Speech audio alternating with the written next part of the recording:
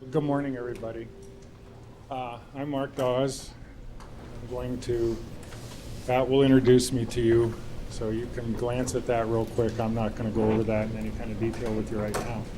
But I do want to talk to you about business models this morning. This business modeling discussion this morning uses consumer examples. It's often difficult for a presenter like me to predict the audience and what the audience will be interested in. Cincinnati's been a very sort of consumer tech heavy city for the last few years, but it feels like there's a little transition going on here where there's a lot of med tech and a lot of analytics kind of work going on. So we're gonna have to do some translation together back and forth. That's kind of a way of saying that. So very helpful. Business models. Can you guys just kind of yell out whether you think do you think a business model is important? Does a business model raise to the level of being important in your mind?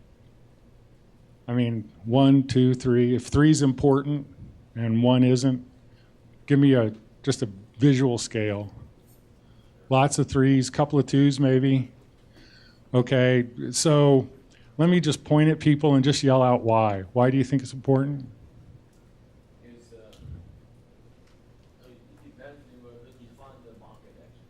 Defining the market? Yes. Okay, good. Yes? You have to figure out how you're going to get paid. Money, monetization. How about you? Execution. My fashion person? Helps with operations and development. Operations and development. In the back row on the co-living? Yeah, I think where to spend your time and resources. Where you spend your time and your resources? Anybody else? Back here in this corner is quiet. What's... To actually make money, yes. Back, how you define your channel. Okay, so very good on that. Now I'm going to start asking a couple other questions. I know this is like a lot of questions for the audience. Can I see all the people who kind of view themselves as bookish, book readers, read like 50 or 60 books a year? Okay, you're group 1, okay? Second group, collectors, people who have small collections of things and like to finish the collection, who do a lot of collecting of different kinds. Can you raise your hand up high where I can see you? Seriously, only that many people? Okay, you're group 2. Group 3 will be people who are busy, people who are like always busy. You know, your spouse or your significant other, your partner is like, you're always busy, you never sit down, you don't watch TV very much. You're kind of kooky that way. If you could work 2 jobs at the same time and it made sense, you would. Okay, you're group 3. And group 4, arts and crafts people. People who like to make things. You can be 2 things, because you're going to get a chance to choose on this. But you can be 2 things, and it's really cool. If you're 2 things and you're 2 of those things, that's really pretty interesting. But raise your hand high if you're arts and crafts and you make stuff, or I guess you could reinterpret that if you're a guy, if you're a fix-it guy. Okay? All right, so you're group 4. Now, one more raft of questions. Okay, so if I use the term VR and AR, how many people know what I'm talking about? Okay, how many people have worn in the last 6 months VR goggles? Okay, good. How many people own a Tesla? How many people want to get in line for the $35,000 Tesla? Okay. Look around. I want you to see who's raising hand. How many people own a Volt? Nobody. Okay. I'm not going to ask Prius. Prius is old. How many people have competed in a Tough Mudder? What's that? Listen to you. Listen to what you're saying. Okay, we got one Tough Mudder, and we have half the room saying, what's that? How many people have ordered a Casper or a Lisa mattress? Pardon? You received. So we got one researcher. Okay. How many people know what a Casper or a Lisa mattress is? Okay. How many people are Harry's or Dollar Shave Club customers? Ah, a woman.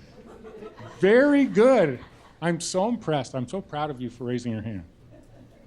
Blue Apron customers. Okay. So Ipsy customers? Ipsy. You're probably not into cosmetics. How about how many people know what kefir is? Weird? How many kefir users like hearing their kefir called weird?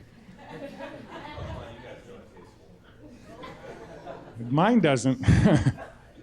How many people have ordered from MyUndies or one of the sock companies that are coming out? Okay. So you all saw how few people raised their hands on virtually every question I asked. And some people raised their hand multiple times when I raised the point. So what's important for everybody in here who's an entrepreneur, and all the entrepreneurs raise your hand, kind of the lead folk, okay? What's important for all of you to realize is if you didn't raise your hand, the odds of you being an early adopter are very low. Okay, so the odds of you knowing how your target consumer thinks about your business as you're starting it are low. Okay, now it's not uncommon for entrepreneurs to not be early adopters. The problem arises when an entrepreneur thinks they're the target consumer. Okay, and this is important for B2B as it is B2C. It's a universal statement.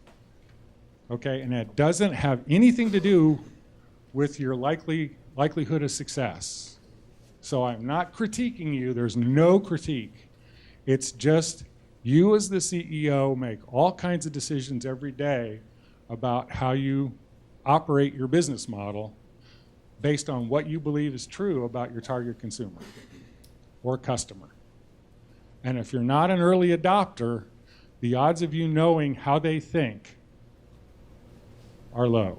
And how they think means what their decision tree is, what's important and what's not. And what's important if you're an entrepreneur is that you develop a sensitivity for that. Because ultimately you or somebody who works with you very closely, shoulder to shoulder, has to really be your version of the target consumer. You have to understand it that deeply. That's really important from the point of view of success. And it's important from the point of view of understanding the likelihood of success of your business model. Okay, so does that raise any questions in anybody's mind? It's a very interactive presentation, so please raise your hand if you have a question. Does that raise any question in anybody's mind?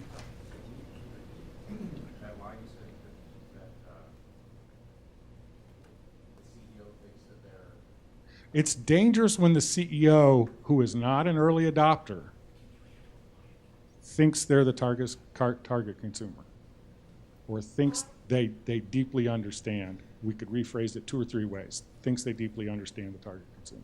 They will get there, but it's probably not instinctual, and it's probably not intuitive. Okay? It's an important thing to kind of grapple with.